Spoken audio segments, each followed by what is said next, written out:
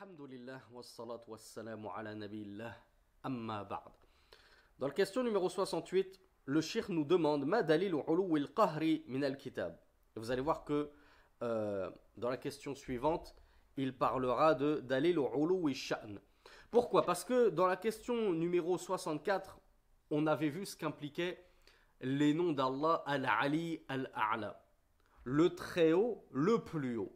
Et on avait dit que cela impliquait trois choses. Premièrement, qu'Allah lui-même était très haut. Comment? Parce qu'il s'était élevé au-dessus de son trône et que le trône d'Allah, c'est déjà la plus haute créature d'Allah. Il n'y a rien au-dessus du trône d'Allah si ce n'est Allah subhanahu wa ta'ala.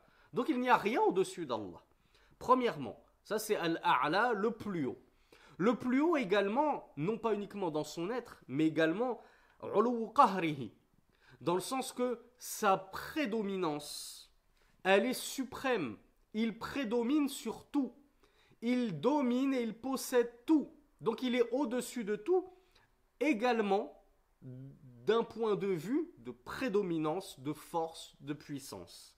Et enfin, Uluw sha'nihi, c'est l'élévation d'Allah subhanahu wa ta'ala dans tout ce qui fait de lui le Seigneur unique.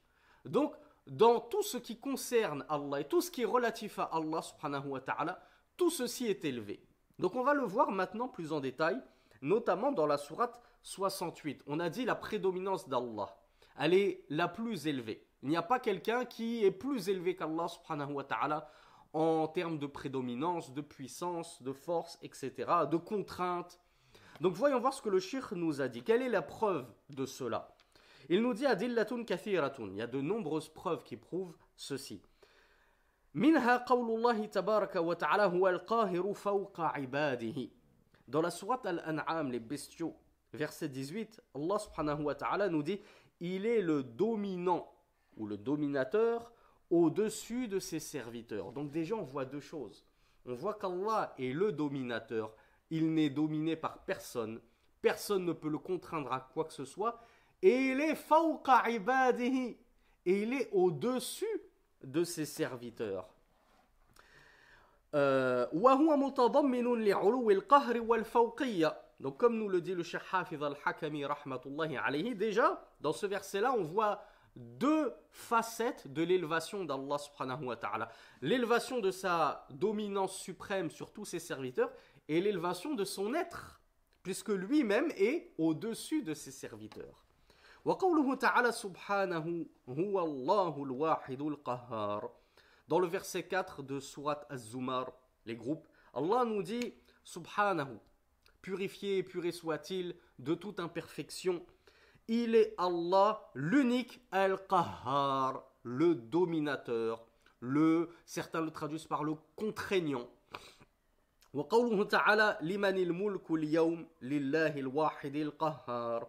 Dans la sourate 16, dans la sourate Ghafir, le pardonneur, verset 16, Allah nous dit à qui appartient la royauté aujourd'hui? À Allah, le seul, le dominateur ou le contraignant. وقوله تعالى قل إنما أنا منذر وما من إله إلا الله الواحد القهار. Verset 65 de sourate Sad, Allah nous dit, dis, je ne suis qu'un avertisseur et il n'y a d'autre Dieu qu'Allah, le seul, le contraignant, le prédominateur. Traduisez-le ainsi. Al-Qahhar, c'est celui qui prédomine et donc qui a la force et le pouvoir de contraindre les gens à ce qu'il veut et ce qu'il souhaite. وقوله تعالى ما من دابة إلا هو آخذ بناصيتها. Dans la sourate Hud, verset 56, Allah Azza wa Jal nous dit il n'y a pas de bête sans qu'il ne la saisisse par son toupet.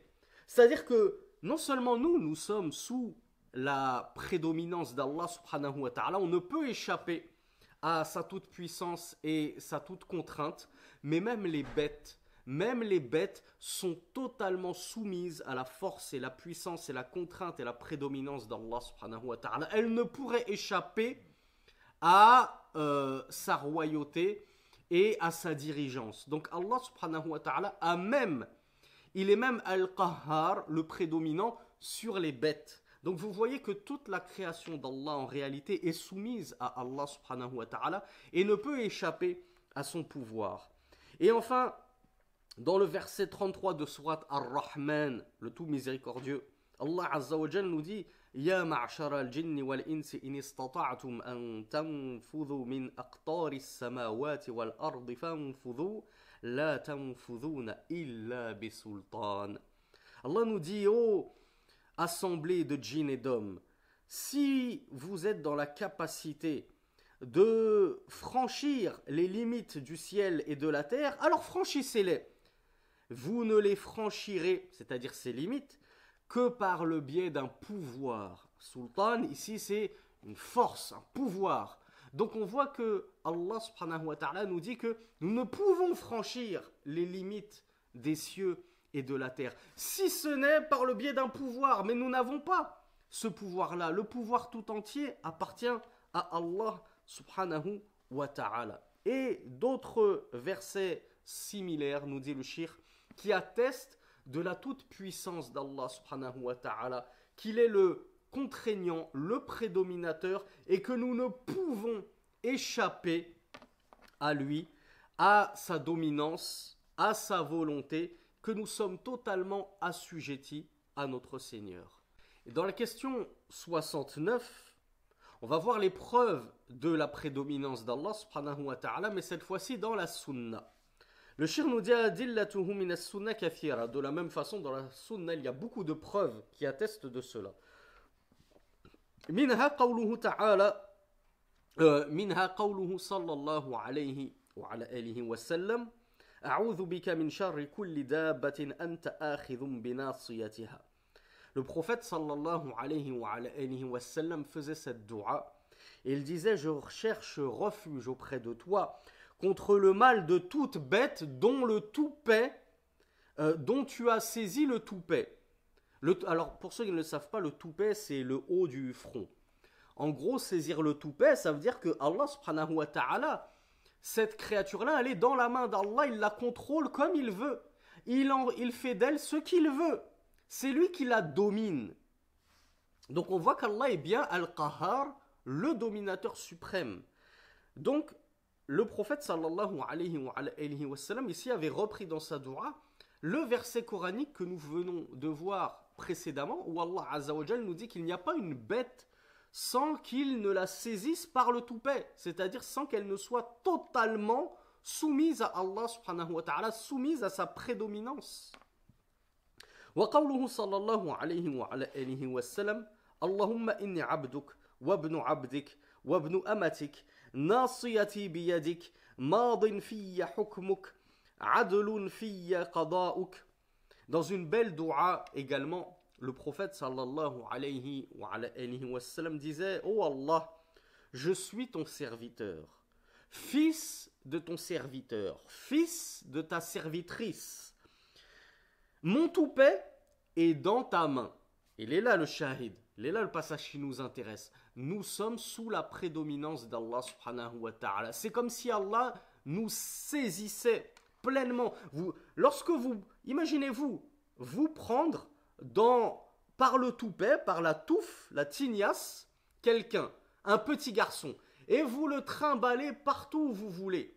Donc lorsque vous saisissez un garçon par le toupet, cette expression signifie vous en faites ce que vous voulez. Vous l'emmenez à gauche, vous l'emmenez à droite. Allah subhanahu wa ta'ala, le toupet, comme nous l'avons vu, de tous les êtres humains, des djinns et même des bêtes sur terre est dans la main d'Allah subhanahu wa ta'ala. C'est-à-dire qu'il est totalement dominant de ces créatures. Elles ne peuvent se soustraire à sa dominance. Ton jugement me concernant est exécutoire. C'est-à-dire lorsque tu as jugé d'une chose me concernant, moi le prophète sallallahu alayhi wa sallam, je vous rappelle qu'on cite une dua du prophète et cela vaut pour tous les êtres, le jugement d'Allah subhanahu wa ta'ala, nul ne peut le repousser. Une fois qu'Allah a jugé, décidé d'une chose, cela doit immanquablement arriver. Adlun fiyya qada'uk, et tes décrets me concernant sont justes, pleins de justice, pleins d'équité. Car Allah, certes, n'est pas injuste. وقوله صلى الله عليه وعلى آله وسلم إنك تقضي ولا يقضى عليك إنه لا يذل من واليت ولا يعز من عاديت وغير ذلك كثير. Et dans une partie de la fameuse dua du Qunut, qu'on lit notamment durant le witr, le prophète sallallahu alayhi wa sallam disait: certes tu décrètes et nul ne décrète au-dessus de toi. C'est-à-dire tu décides des choses et nul ne peut décider au-dessus de ta décision. Nul ne peut s'affranchir de toi pour décider à ta place de comment on va régencer le monde, etc. par exemple. Et nul d'entre celui que tu as pris pour allié ne peut être humilié. Et nul de ceux que tu as humiliés ne peut être glorifié et parvenir à la notabilité, la noblesse. Ou plutôt, nul de ceux que tu as pris pour ennemis ne peut atteindre la noblesse et la gloire. Et il y a d'autres hadiths qui prouvent que nous sommes totalement soumis à Allah, soumis à sa contrainte, soumis à sa toute-puissance, soumis à sa prédominance. Mais comme nous l'avons vu, et nous le reverrons incha'Allah, le fait que cette soumission à Allah soit totale et que la prédominance d'Allah sur ses créatures est totale et suprême, cela ne signifie pas pour autant que nous n'avons aucune volonté et que tout ce que nous faisons au quotidien, et notamment les péchés, on doit s'en dédouaner en disant oui mais nous sommes soumis à Allah, en fait si c'est arrivé c'est parce qu'Allah il nous a contraints à cela. Nous avons vu déjà comment réfuter cette ambiguïté qu'avancent certains pervers pour se dédouaner de leurs péchés. Nous avons une volonté propre, وَمَا تَشَاءُونَ إِلَّا أَن يَشَاءَ اللَّهُ. Mais comme Allah Azza wa Jal nous le dit dans le Coran, vous ne voudrez que si Allah le veut. Donc on a une volonté. Moi j'ai la volonté de fumer une cigarette alors que je sais que c'est haram.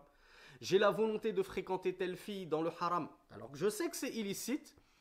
Et cela ne pourra se produire, et je ne pourrai concrétiser cette volonté, que si Allah Azza wa Jal également le veut. Mais si Allah ne veut pas que cela arrive, cela n'arrivera pas. هذا والله أعلم وصلى الله على نبينا محمد وآخر دعوانا أن الحمد لله رب العالمين.